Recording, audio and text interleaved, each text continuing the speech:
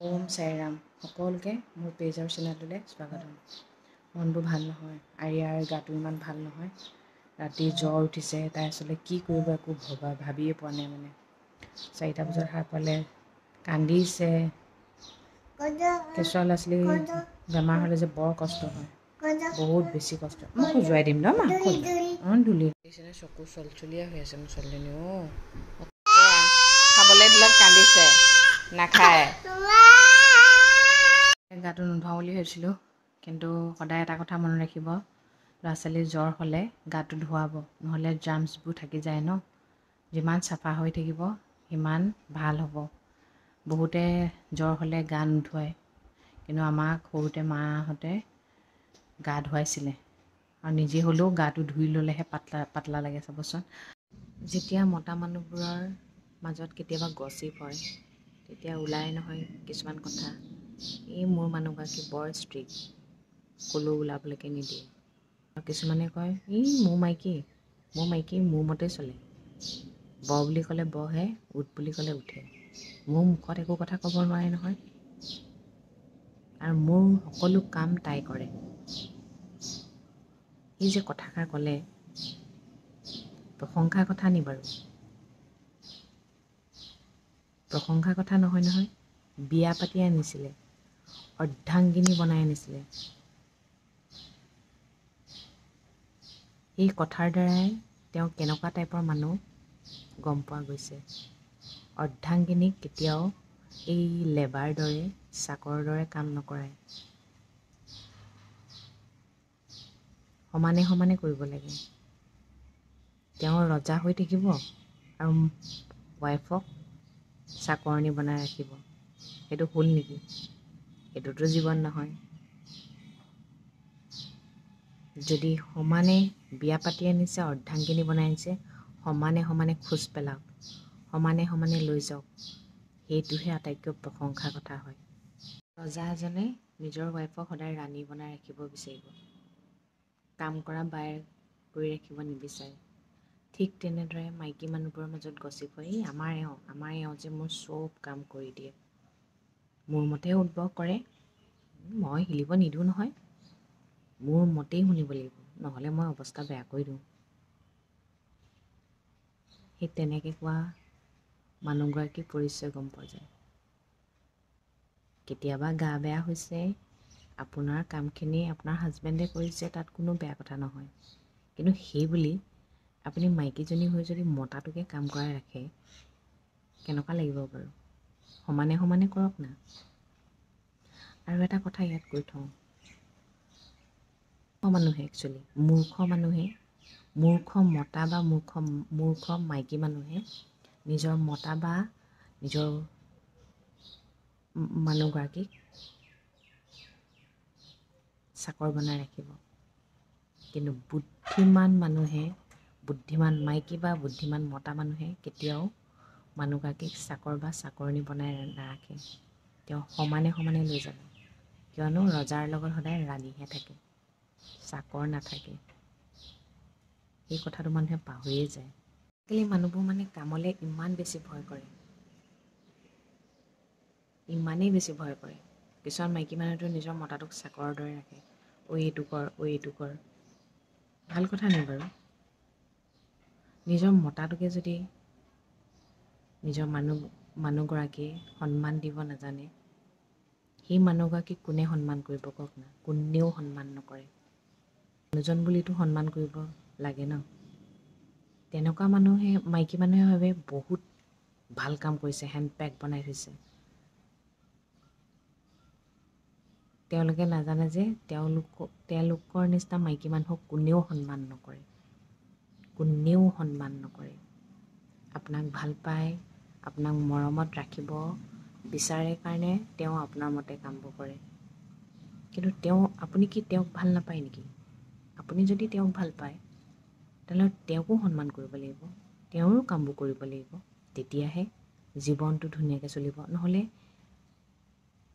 Irritate হৈ যাব লাইফটোত, গোটেই জীৱনটো যদি তেনেকেই থাকিবলৈ হয়। সেইকাৰণে নিজৰ লগত থকা মানুহজনক সন্মান কৰিবলৈ শিকক, যিকোনো ক্ষেত্ৰতেই নহওক। সন্মান কৰিব শিকক। আমাৰ ঘৰখনক সহায় ৰখা একমাত্ৰ মানুহ হৈছে আমাৰ আৰিয়া। আৰু আৰিয়া যিহেতু ৰাতিপুৱাৰ পৰা উৎপাত কৰি থাকে, তাই মানে ঠাণ্ডা হৈ থাকিলে নহয় আমাৰ মানে বহুত বেছি কষ্ট হয়। মানে মোৰ কাৰণে আৰিয়াক ভগৱানে কষ্ট দিব নালাগে, মোকেই দিয়ক। তাইৰ কষ্টটো মই ল'ব পাৰিম আৰু পাৰিম। মাইকী মানুহ আছে নিজৰ হাজবেণ্ডৰ কাৰণে ৰাতিপুৱাৰ পৰা গধূলিকৈ কাম কৰিয়ে থাকে, আৰু ৰাতি দেৰিকৈ আহিলেও ৰখিয়ে থাকে ভাতকেইটা খাবৰ কাৰণে। কিছুমানেতো ভাতকেইটা আগতে খাই দিলে হাজবেণ্ডে আহি মাৰ পিটো কৰে, আৰু ধৰক কিছুমানৰ সেইটো প্ৰব্লেম নাই, সেইটো ভাত খাই শুবও নোৱাৰে, হাজবেণ্ড আহিব, হাজবেণ্ডৰ বাচন ধুব লাগিব। নিজৰ নিজৰ কামকেইটা নিজে নিজে কৰিব পাৰে ন, নিজৰ হাতকেইখন কিয় দিছে বাৰু, কৰিবতো পাৰে। মানে কিছুমান মতা মানুহে নিজৰ মানুহগৰাকীক ইমান চাকৰৰ দৰে ব্যৱহাৰ কৰে, মানে ভাল নালাগে ন। মানে সমানে সমানে বহিব নিদিয়ে, সমানে সমানে কথা ক'ব নিদিয়ে, মুখত কিবা এটা আনচাৰ দিব নিদিয়ে, মূৰ দোৱাই থাকিব লাগিব। এইটো জীৱন নেকি বাৰু? এনেকুৱাতকৈ মই এটাই ভাবোঁ, তেনেকুৱা জীৱন পোৱাতকৈ নহয় চিৰ জীৱন বিয়া নোহোৱাই ভাল। নিজে কিবা এটা কৰি মেলি নিজৰ ভৰিত থিয় দি নিজে কৰি থকাই ভাল। বহুত মাইকী মানুহৰ জীৱন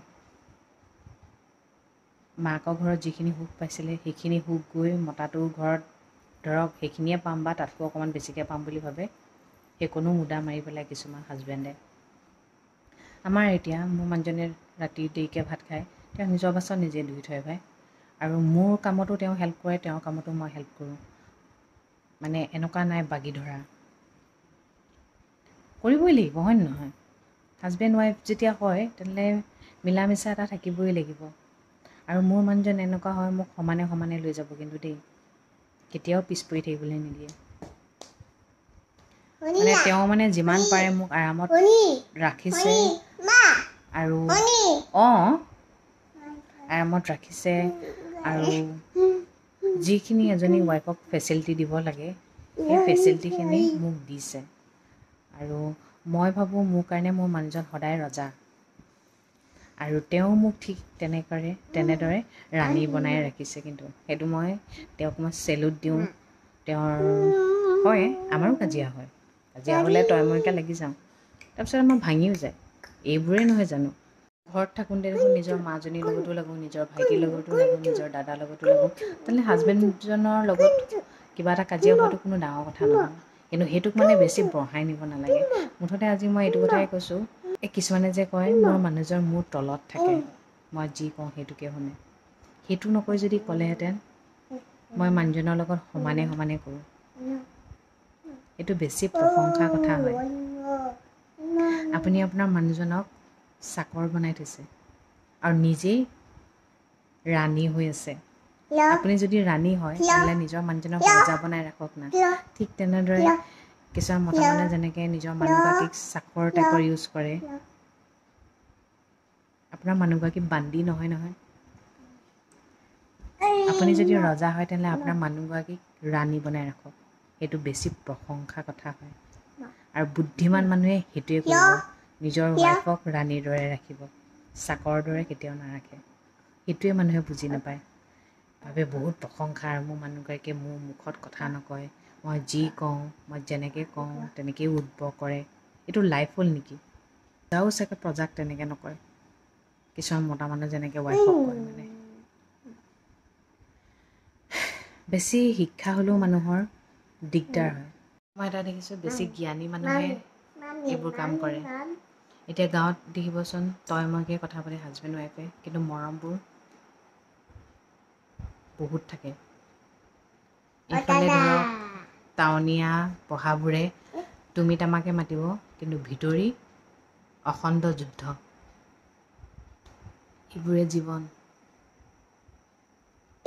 লুকাই থকা আৰু দেখুৱাই থকা, ঘৰে ৰংচঙীয়া বাহিৰে কোৱা বাতৰি, তেনেকুৱা টাইপৰ মানুহৰ জীৱনবোৰ প্ৰায় তেনেকুৱাই হৈ আছে। মানুহৰ আগত একদম ভদ্ৰ, আৰু ঘৰত গৈ ৱাইফৰ আগত দানৱ। আচলতে প্ৰতিগৰাকী মাইকী মানুহে মাত মাতিব লাগে। পঢ়ি শুনি কি জ্ঞান পাইছে তেনেহ'লে?